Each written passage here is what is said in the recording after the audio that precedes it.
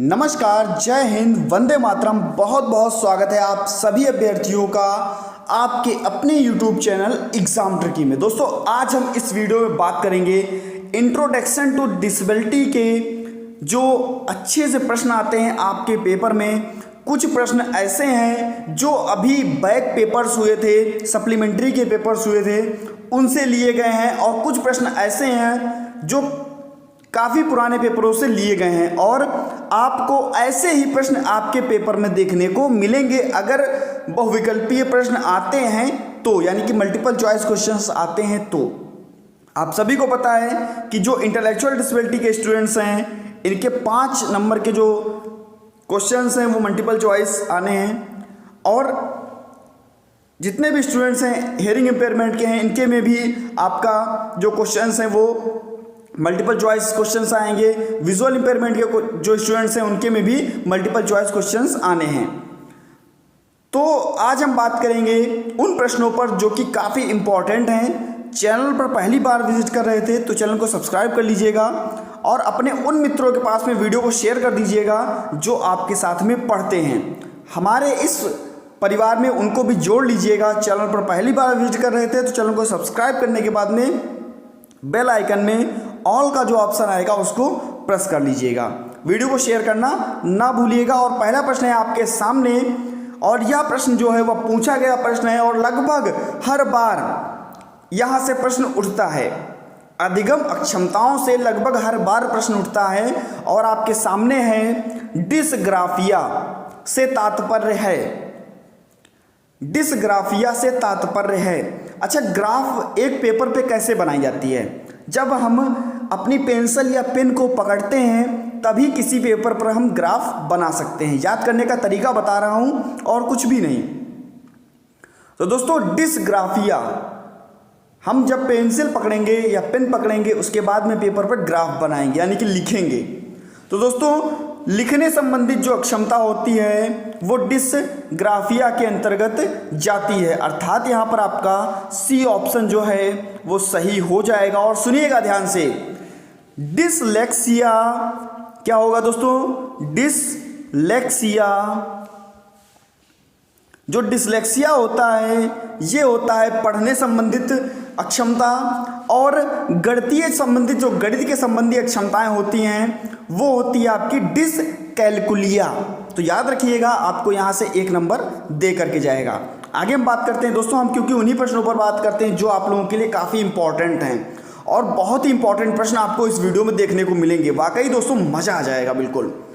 निपमेट यानी कि NIEPID, national institute for empowerment of person with intellectual disability, बौद्धिक अक्षमता के अभ्यर्थियों के लिए जो विद्यालय है, राष्ट्रीय संस्थान है, नेशनल इंस्टीट्यूट है, उसको स्थापित किया गया। कब किया गया? मैंने आपको अभी फुल फॉर्म भी बता दिया, आपसे पूछ सकता है। तो दोस्तों, यह स्थापित किया गया था 1984 में, अर्थात यहाँ पर आपका बी ऑप्शन जो है वह सही हो जाएगा। वीडियो को शेयर करना ना भूलिएगा। टेलीग्राम ग्रुप से जुड़ने के लिए लिंक आपको डिस्क्रिप्शन बॉक्स में दे दिया गया है, वहां आप टेलीग्राम ग्रुप से भी जुड़ सकते हैं।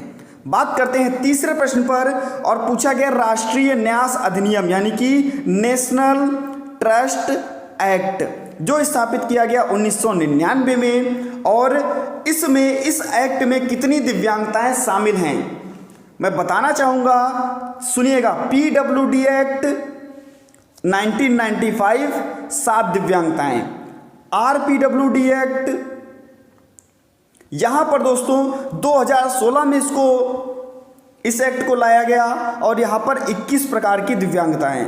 नेशनल ट्रस्ट एक्ट 1999, जहां पर 4 प्रकार की दिव्यांगताएं, और वो 4 प्रकार की दिव्यांगताएं कौन सी हैं सुन लीजिए दोस्तों। पहली है आपकी ऑटिज्म यानी कि स्वलीनता, दूसरा है आपका सेरेब्रल पाल्सी यानी कि प्रमस्तिष्कीय पक्षाघात। आपसे पूछ सकता है कि नेशनल ट्रस्ट एक्ट में कौन कौन सी दिव्यांगताएं शामिल हैं। अगर स्टूडेंट है आपका इंटेलेक्चुअल डिसेबिलिटी का, तो उसके 2 नंबर के प्रश्न में ऐसा क्वेश्चन जो है आ सकता है, 2 नंबर के जो प्रश्न आते हैं वहां पर ऐसा प्रश्न आ सकता है। तो पहला क्या था, ऑटिज्म, दूसरा आपका सेरेब्रल पाल्सी, तीसरा आपका मेंटल रिटार्डेशन और चौथा आपका मल्टीपल डिसेबिलिटी यानी कि बहुविकलांगता। तो 4 प्रकार की आपको दिव्यांगताएं देखने को मिली राष्ट्रीय न्यास अधिनियम नेशनल ट्रस्ट एक्ट के अनुसार। आगे हम देखते हैं और बहुत ही अच्छा प्रश्न है आपके सामने, मध्यम बौद्धिक अक्षमता यानी कि मॉडरेट मेंटल रिटार्डेशन। आप सभी को पता है माइल्ड, मॉडरेट, सीवियर, प्रोफाउंड 4 प्रकार की कैटेगरी में बांटा गया और उनका आईक्यू कितना होता है दोस्तों, जो कि आपकी इंट्रोडक्शन टू डिसेबिलिटी की कॉपी में है। तो हम ए ऑप्शन के साथ में जाएंगे 36 से 51 के बीच में, या कहीं कहीं पर आपको देखने को मिलेगा 35 से 50 के बीच में। अब ये डिपेंड करता है कि ऑप्शंस कैसे आते हैं। तो हम आगे बढ़ते हैं, और क्योंकि दोस्तों ये ऑप्शंस वही हैं जो पेपर में पूछे गए ऑप्शंस हैं, मैंने कहीं अलग से ये ऑप्शंस नहीं रखे हैं, केवल और केवल आप लोगों के भ्रम को दूर करने के लिए ये ऑप्शंस रखे गए हैं कि ऐसे भी आपसे पेपर में पूछ सकता है और पूछा गया है। और कहाँ पर पूछा गया है आप लोगों को मैं बता दूं, जो अभी 2021 में जिन बच्चों के सप्लीमेंट्री के एग्जाम्स हुए थे, जो आपके आईडी के स्टूडेंट्स हैं जिनके सप्लीमेंट्री के एग्जाम्स हुए थे, उनमें यह डिट्टो क्वेश्चन पूछा गया है, उसी पेपर से मैंने इस प्रश्न को लिया है। अब हम बात करते हैं, और काफ़ी बार पेपर में पूछा गया प्रश्न NIEPVD यानी कि national institute for empowerment of person with visual disability, और यह आपका कहाँ पर स्थापित है। तो आप सभी को पता है कि इसका पुराना नाम क्या है, तो NIVH यानी कि नेशनल इंस्टीट्यूट जो आपका है, यह आपका राष्ट्रीय संस्थान है। और विजुअल हियरिंग जो आपका ये संस्थान है, यह आपका है देहरादून में, जो कि आपका उत्तराखंड की राजधानी है। याद रखिएगा, उत्तराखंड की राजधानी देहरादून है। और यह जो आपका संस्थान है विजुअल डिसेबिलिटी का या विजुअल हैंडीकैप का, तो यह कहाँ पर है, देहरादून में है। याद रखिएगा, पेपर में पूछा गया दोस्तों प्रश्न है, और यही प्रश्न आपको पेपर में लगभग आपको देखने को मिलेंगे। और कहीं से जो प्रश्न आपको बताए जाएंगे चैनल पर, लगभग आपको वही प्रश्न देखने को मिलेंगे, इतनी मैं गारंटी लेता हूं। नेक्स्ट मैं बात करता हूं 6ठे प्रश्न पर, ISLRTC। दोस्तों सबसे पहले इसका फुल फॉर्म सुन लीजिए, क्योंकि फुल फॉर्म भी आपसे पूछ सकता है और यह भी पूछ लेगा कि यह कहाँ स्थापित है। दोनों प्रश्न आपके सामने हैं। फुल फॉर्म पर अगर हम बात कर लें तो फुल फॉर्म आपकी है Indian sign language research training और सेंटर, जो आपका है, तो यह कहाँ पर है, Indian sign language research and training centre, यह इसका फुल फॉर्म है। और यह कहाँ पर है, Indian sign language research and training centre, जो कि आपका दिल्ली में है। बी ऑप्शन आपका सही हो जाएगा। अब हम बात कर लेते हैं दोस्तों PWD की।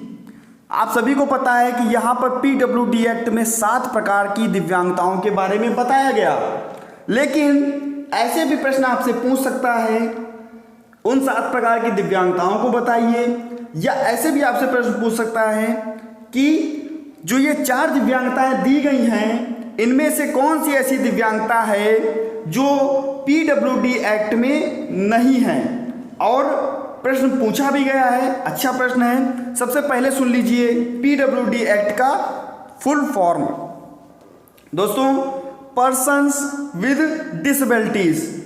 और सुनिएगा, केवल इतना नहीं लिखा जाता है, लिखा क्या जाएगा, persons with disabilities equal opportunity protection of right and full participation act 1995। फिर से सुनिएगा, persons with disabilities equal opportunity protection of rights and full participation act 1995।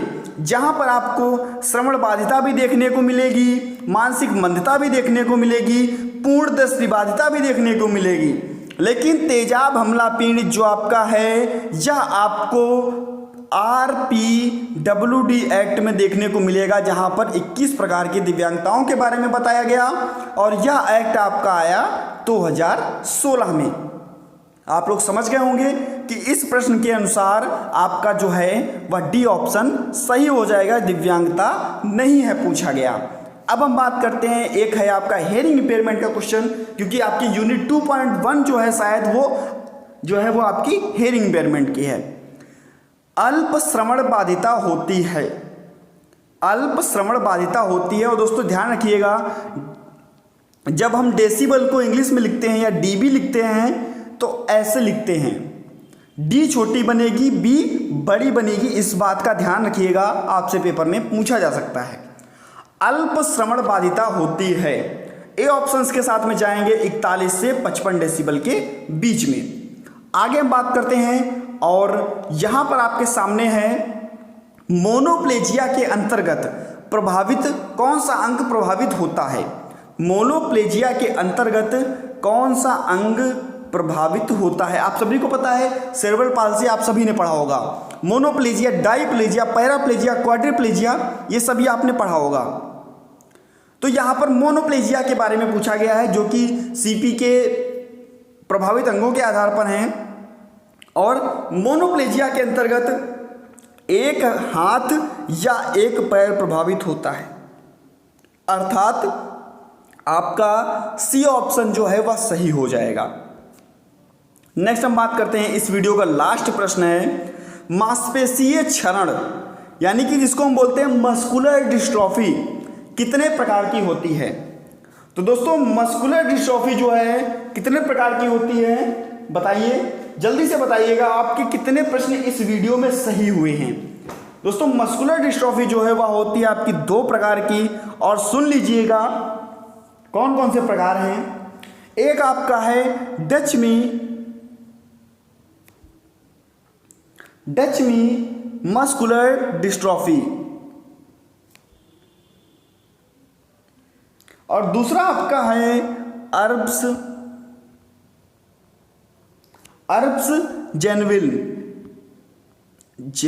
Javelin NIL। तो दोस्तों अर्ब्स जेवेलिन मस्कुलर डिस्ट्रॉफी, तो दोस्तों ये आपके मस्कुलर डिस्ट्रॉफी के प्रकार होते हैं।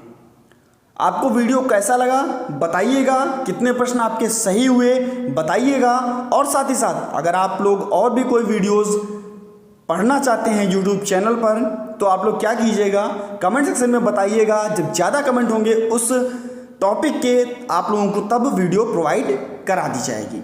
मिलता हूं दोस्तों नेक्स्ट वीडियो में, जुड़े रहिएगा आपके अपने परिवार के साथ में, एग्जाम ट्रिकी के साथ में, और मिलता हूं दोस्तों नेक्स्ट वीडियो में। धन्यवाद।